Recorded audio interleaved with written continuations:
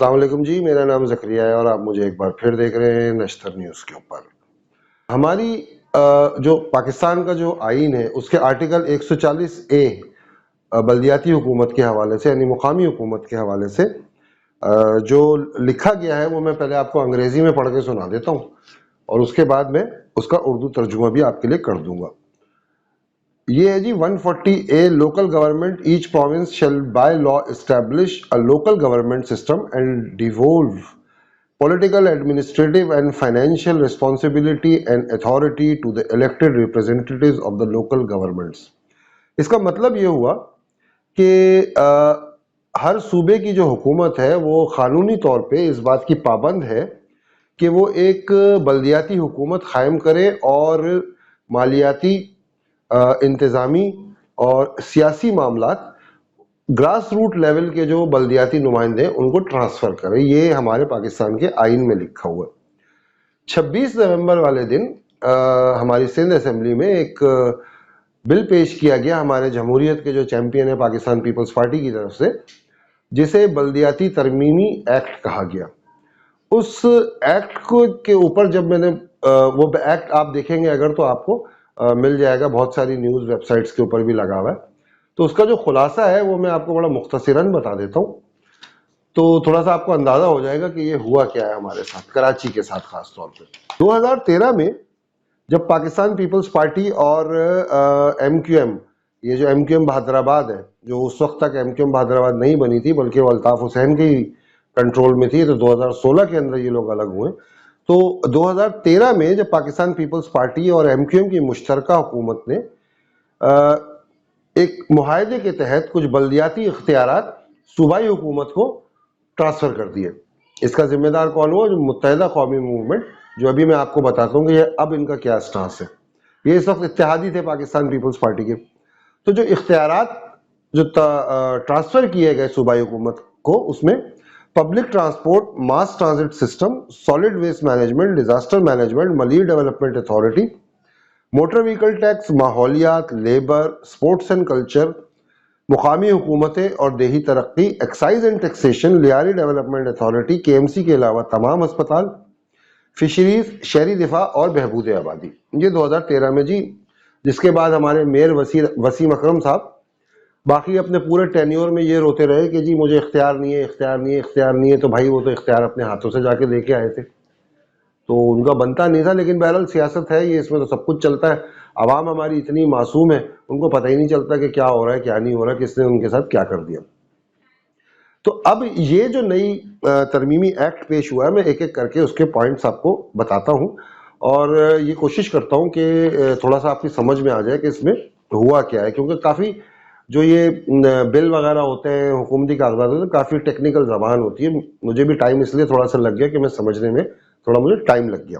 سب سے پہلے تو اس بل کے تحت جو آپ کے ڈسٹرکٹ جتنے تھے، 60 ڈسٹرکٹ ہیں اس وقت کراچی کے، اس وقت کراچی کے 60 ڈسٹرکٹ ہیں جی، اور ان ڈسٹرکٹس میں شامل ہیں south, west, east, central, Malir, Korangi اور کماڑی۔ یہ ڈسٹرکٹ ختم کر دیے گئے اور ڈسٹرکٹ کی جگہ ٹاؤن سسٹم امپلیمنٹ کر دیا جائے گا۔ اچھا، یہ ٹاؤن سسٹم کوئی نئی چیز نہیں ہے۔ پرویز مشرف صاحب کے دور حکومت میں انہوں نے بھی یہ ٹاؤن سسٹم نافذ کیا تھا، جو کہ ہمارے جو مصطفیٰ کمال صاحب ہیں جو آج کل پی ایس پی کے رہنما ہیں، وہ اس کے ناظم بھی بنے تھے، ٹاؤن ناظم بنے تھے، مطلب شہر کے ناظم بنے تھے، اور یہ اس زمانے کا ہے۔ لیکن جب پیپلز پارٹی کی حکومت آئی تو انہوں نے اس کو ختم کر کے واپس سے ڈسٹرکٹ کا سسٹم شروع کر دیا۔ اب یہ دوبارہ سے ٹاؤن سسٹم لے کر آ رہے ہیں، لیکن اس میں پرابلم کیا؟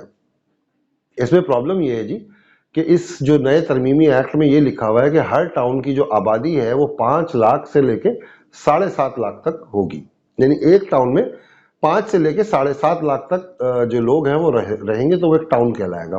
بہت اچھی بات ہے جی، لیکن مسئلہ یہ ہے کہ کراچی کی جو سرکاری مردم شماری، جو غالباً مجھے اب سن ٹھیک سے یاد نہیں ہے، لیکن جو آخری مردم شماری ہوئی تھی اس میں کراچی کی آبادی اس وقت بھی کم کر کے بتائی گئی تھی 1,60,00,000، یعنی جو آخری جو مردم شماری ہوئی تھی اس میں کراچی کی آبادی 1,60,00,000 بتائی گئی تھی، جو اس وقت بھی صحیح نہیں تھی، آج بھی صحیح نہیں ہے۔ کراچی کی آبادی اس وقت بھی زیادہ تھی اور آج بھی ایک محتاط اندازے کے مطابق 3.25 करोड़ और 3 करोड़ के दरमियान कहीं की ये आबादी है। अच्छा जी, चलें जी, 7.5 लाख अफराद या 5 लाख अफराद एक टाउन में होंगे और 1 करोड़ 60 लाख में देखें तो ये कोई 25 टाउन बनते हैं, 25, 22, 24 ऐसे बनते हैं। उनका क्या होगा जो उससे डबल आबादी बाहर है?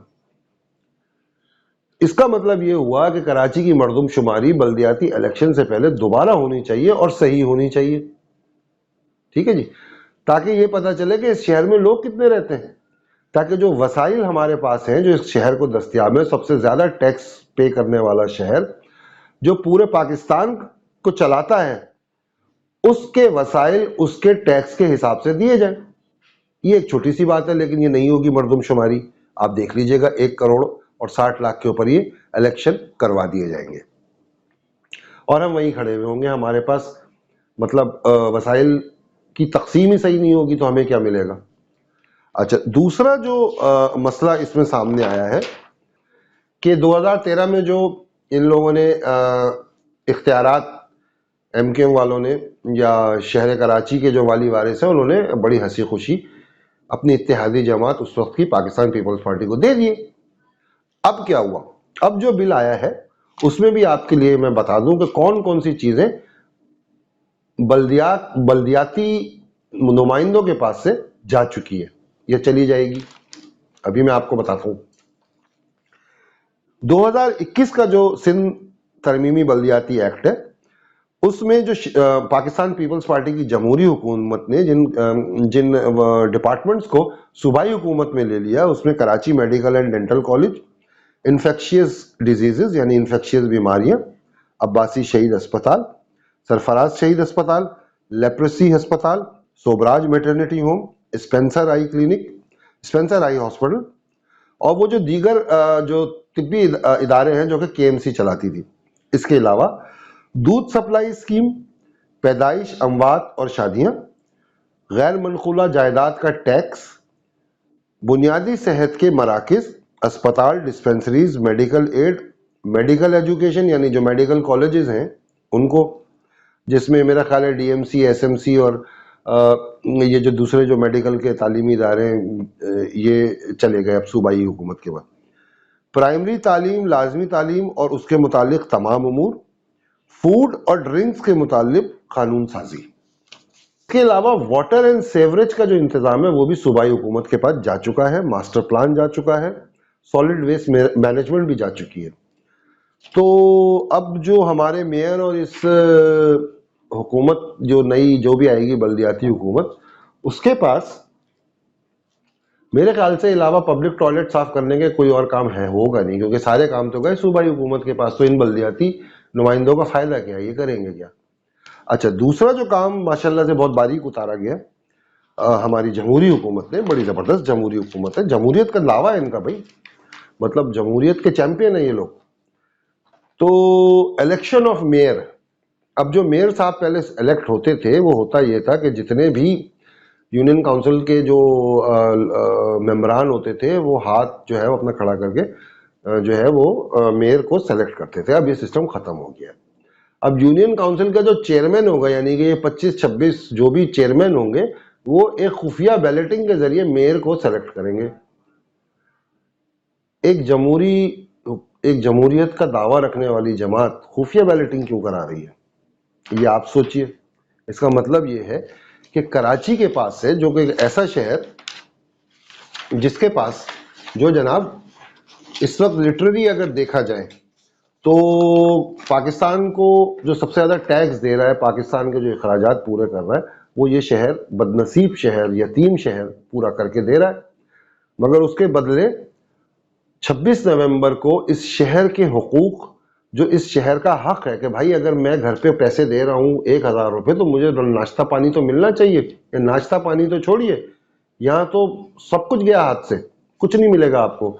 अगर ये इतने ही काम करने के चैंपियन थे तो मुझे आप एक बात बताइए कि ये वसीम साहब जो थे, वसीम अख्तर मेयर साहब का, इनके टेन्योर के ख़त्म होने के बाद आज तक बल्दियाती इख्तियारात जो है वो सूबाई हुकूमत के पास है। तो सूबाई हुकूमत ने क्या किया, उसकी कारकर्दगी मेरी बात पे यकीन मत कीजिए, नीचे उतरिए, किसी भी आम से मोहल्ले में उतरिए, सड़कों की हालत देखिए, गटर बह रहे हैं उनकी हालत देखिए, कचरा उठाने का क्या इंतजाम है वो देखिए। मैं ये समझता हूँ कि 2-3 चीज़ें जो ख़ास तौर पे इस हुकूमत ने अपने पास ली हैं, जैसे कि वाटर एंड सेवरेज, और ये जो शादी ब्याह पैदाइश का जो सारा सिलसिला है, सारा गया सूबाई के पास। ये एक खांचे मारने की एक नई जो है ना वो एक रास्ता निकाला गया है ताकि नवाजा जाए किसी को, जिसको नवाजा जा रहा है।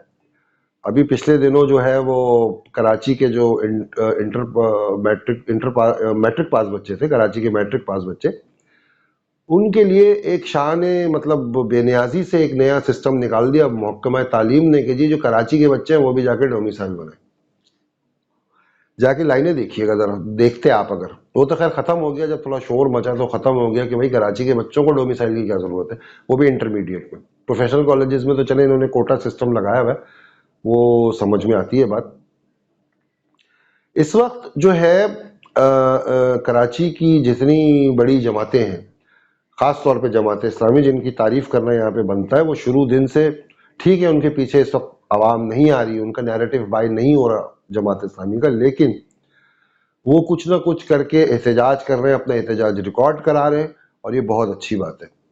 और अल्लाह करे कि आवाम उन पर भरोसा करे ताकि आवाम उनके पीछे निकले, क्योंकि जब तक कि आवाम नहीं बाहर आएगी इन सियासी जमातों के एहतजाज से कुछ होने वाला नहीं है। अच्छा, दूसरे हैं हमारे एमक्यूएम वाले, एमक्यूएम हैदराबाद वाले, वो भी उन्होंने आज है जुमा 3 दिसंबर, कल है 4 दिसंबर, हफ्ता उन्होंने एहतजाज का ऐलान किया हुआ है अब्बासी शहीद पे, जो कि उनके हाथ से गया।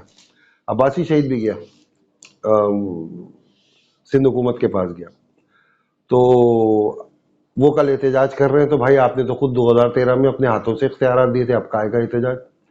पीएसपी के जो है हमारे मुस्तफ़ा कमाल साहब, पीएसपी के मुस्तफ़ा कमाल साहब कोर्ट में जा चुके हैं, इस बिल के खिलाफ आईनी जंग लड़ने का उन्होंने फैसला किया। अभी तक उन्होंने ऐसी मेरी नज़र से कोई ऐसी खबर नहीं गुजरी कि वो सड़क पर एहतजाज करेंगे, लेकिन कराची के जो शहरी हैं उनके हुकूक के ऊपर, उनको जो दिया जाना चाहिए, जो उनका हक है, उसके ऊपर इससे बड़ा डाका मेरा ख्याल है लिसानी बिल और कोटा सिस्टम के बाद ये तीसरा बड़ा डाका है। और तीनों दफ़ा इत्तेफाक की बात यह है कि पाकिस्तान पीपल्स पार्टी ही पीछे है। तो मैं इसके साथ ही अपना वीलॉग ख़त्म करता हूँ, इस दुआ के साथ कि आप लोग जहाँ रहें हिफ्ज़ व अमान में रहें। अपना अल्लाह।